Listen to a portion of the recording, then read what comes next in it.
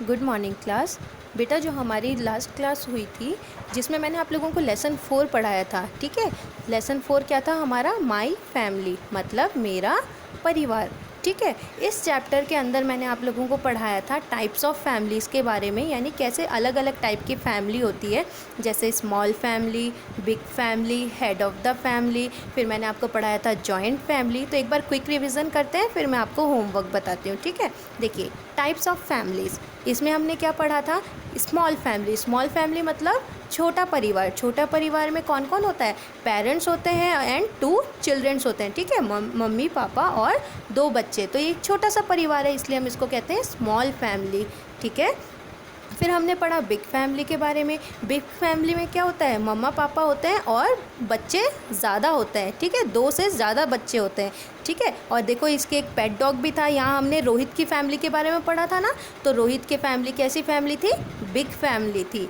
फिर हमने पढ़ा था कि सिमी और विवेक अपनी मम्मा के साथ रहते हैं। और हेड ऑफ़ द फैमिली अब कि हम किन को कहते हैं? जो हमारे घर में एल्डेस्ट होता है, यानी जो हमारे घर में सबसे बड़ा मेंबर होता है, वो होता है हेड ऑफ़ द फैमिली, ठीक है। फिर हमने पढ़ा था जॉइंट फैमिली क्या होती है। तो जॉइंट फैमिली में हमने क्या पढ़ा था कि किसकी फैमिली जॉइंट फैमिली थी? प्रिया की फैमिली जॉइंट फैमिली थी, ठीक है। हमने प्रिया की फैमिली के बारे में पढ़ा था कि प्रिया की फैमिली जॉइंट फैमिली है। उसके देखो यहाँ पे ग्रैंड पेरेंट्स थे, ठीक है। फिर अंकल आंट थे, फिर प्रिया के मम्मा पापा थे, उसके कज़न्स थे, ये हमने पढ़ा था, ठीक है। तो इस चैप्टर से हमें पता चला कि स्मॉल फैमिली क्या होती है, बिग फैमिली क्या होती है और जॉइंट फैमिली क्या होती है। और हमें ये भी पता चला कि हेड ऑफ़ द फैमिली क्या होती है, ठीक है। तो अब देखिए, मैं आपको इस चैप्टर के वर्ड मीनिंग्स बता देती हूँ, ठीक है। ये देखिए वर्ड मीनिंग्स है इस चैप्टर के। तो बेटा जब आप लोग रीड करोगे चैप्टर को, तो सबसे पहले आप लोग वर्ड मीनिंग्स अपनी कॉपी में कर लेना और लर्न भी कर लेना, ठीक है। जिससे कि क्या होगा, जब आप लोग चैप्टर रीड करोगे तो आपको वर्ड के मीनिंग्स आएंगे, तो आपको समझने में ईजी रहेगा, ठीक है। देखो, माई मतलब मेरा और फैमिली मतलब परिवार, ठीक है, जो कि हमारे चैप्टर का भी नाम था, माई फैमिली यानी मेरा परिवार। पेरेंट्स कौन होते हैं? माता पिता, ठीक है। पेरेंट्स होते हैं हमारे माता पिता। चिल्ड्रन कौन होते हैं? बच्चे। स्मॉल मतलब छोटा, तो स्मॉल फैमिली मतलब छोटी फैमिली, ठीक है। बिग मतलब बड़ा, तो बिग फैमिली मतलब बड़ी फैमिली। सिस्टर्स कौन होती हैं? बहनें, ठीक है। जो हमारी बहनें होती है वो इंग्लिश में उनको क्या कहते हैं? सिस्टर्स कहते हैं। पेट डॉग मतलब पालतू कुत्ता। पेट मतलब पालतू, जिनको हम पालते हैं ना घर पे, वो।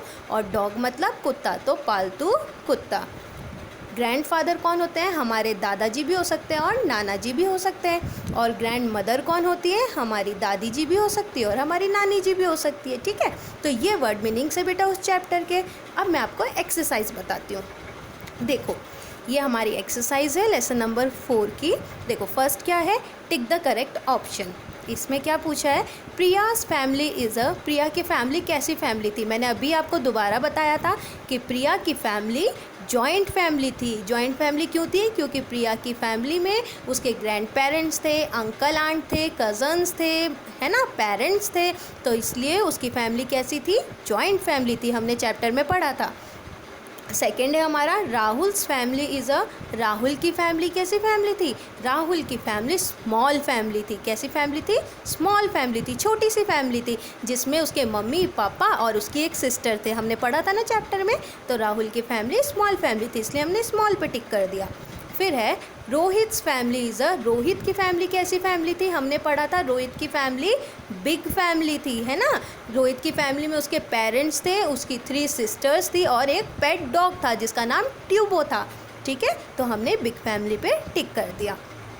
बी है बेटा फिलिंग द ब्लैंक्स। इसमें पूछा है फर्स्ट एवरी फैमिली इज़, तो हमने क्या लिखा? स्पेशल। हर परिवार एक स्पेशल परिवार होता है, ठीक है। There are many members in a dash family. कौन सी फैमिली में बहुत सारे मेम्बर्स होते हैं?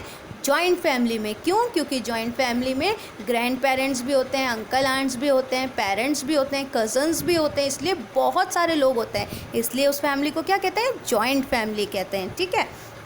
थर्ड क्या है? Simi and Vivek live with their, Simi और विवेक किन के साथ रहते थे? अभी मैंने थोड़ी देर पहले आपको दोबारा समझाया था, जब हमने लेसन पढ़ा था तब भी मैंने आपको समझाया था।